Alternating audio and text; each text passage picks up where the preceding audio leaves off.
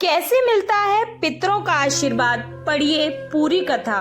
पितृ कभी भी अपनी संतानों को परेशान नहीं करना चाहते। वे बहुत दयालु होते हैं, लेकिन संतानों की उपेक्षा से दुखी हो जाते हैं, क्योंकि संतान के द्वारा श्राद्ध कर्म और पिंडदान आदि करने पर उन्हें तृप्ति मिलती है और वे अपनी संतानों को धन धान्य और खुश रहने का आशीर्वाद देते हैं। पितृ ये नहीं चाहते कि उनकी संतानें उनको तृप्त करने के लिए बहुत कुछ करें। वे श्रद्धा भाव से किए गए श्राद्ध कर्म को खुशी खुशी स्वीकार करते हैं। कहा भी गया है कि श्रद्धा के बिना श्राद्ध अधूरा होता है। इसी से जुड़ी है श्राद्ध पक्ष की यह पौराणिक कथा। तो जानते हैं कि कैसे श्रद्धा भाव से प्रसन्न होकर पितृ देते हैं अपने बच्चों को अपना आशीर्वाद। पौराणिक कथा के अनुसार जोगे और भोगे नाम के दो भाई थे।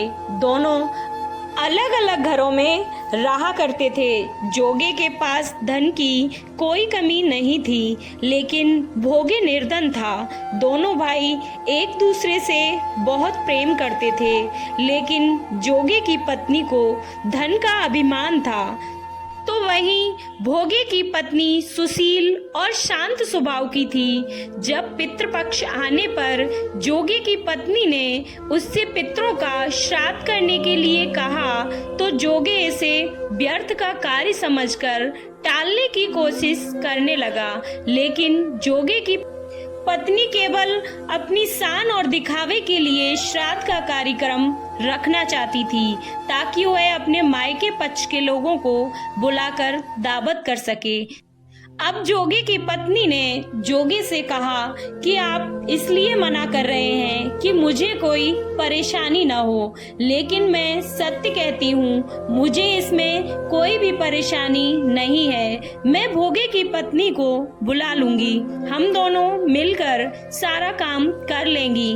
दूसरे दिन भोगे की पत्नी सुबह आकर सारा कार्य करवाने लगी।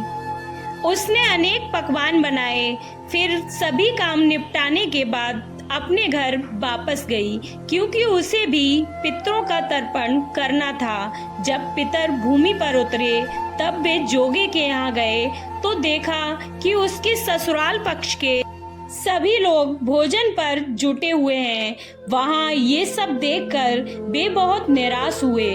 उसके बाद जोगे भोगे के पितर भोगे के यहाँ गए, तो देखते हैं कि मात्र पितरों के नाम पर केवल अंगियारी दे दी गई है। पितर उसकी राख चाटते हैं और भूखे ही नदी के तट पर पहुँच जाते हैं। और कुछ ही देर में सारे पितर अपने अपने यहाँ का श्राद्ध ग्रहण करके इकट्ठा हो गए और बताने लगे कि उनकी संतानों ने किस किस तरह से उनके लिए श्राद्धों के पकवान बनाए। जोगे भोगे के पितर ने भी अपना सारा कुछ बताया। उन्होंने सोचा कि अगर भोगे निर्धन न होता और श्राद्ध करने में समर्थ होता, तो शायद उन्हें भूखा वापस नहीं आना पड़ता, क्योंकि भोगे के घर में तो खाने के लिए 2 जून की रोटी भी नहीं थी। ये सारी बातें सोचकर पितरों को भोगे पर दया आ गई। अचानक से वे नाच नाच कर गाने लगे कि भोगे के घर धन हो जाए, भोगे के घर धन हो जाए। सांझ का समय हो चला था, लेकिन भोगे के घर में खाने को अभी कुछ भी नहीं था। उसके बच्चे भूखे थे। बच्चों ने अपनी माँ से कहा कि भूख लगी है। तब उन्होंने टालने के लिए गुस्से से गरज कर भोगे की पत्नी ने कहा कि जाओ, आंगन में हौदी है, हौदी औंधी रखी है, उसे जाकर खोलो, उसमें जो भी मिल जाए आपस में बांटकर खा लेना। बच्चे जब वहां जाकर हौदी देखते हैं, तो वे दौड़े दौड़े माँ के पास जाकर कहते हैं कि माँ, हौदी तो मोहरों से भरी पड़ी है।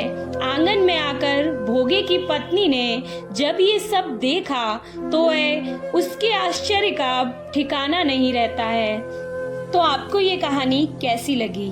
अगर अच्छी लगी तो कमेंट बॉक्स में जय श्री कृष्णा जरूर लिखें। वीडियो को लाइक, चैनल को सब्सक्राइब करना ना भूलें। जय श्री कृष्णा, राधे राधे।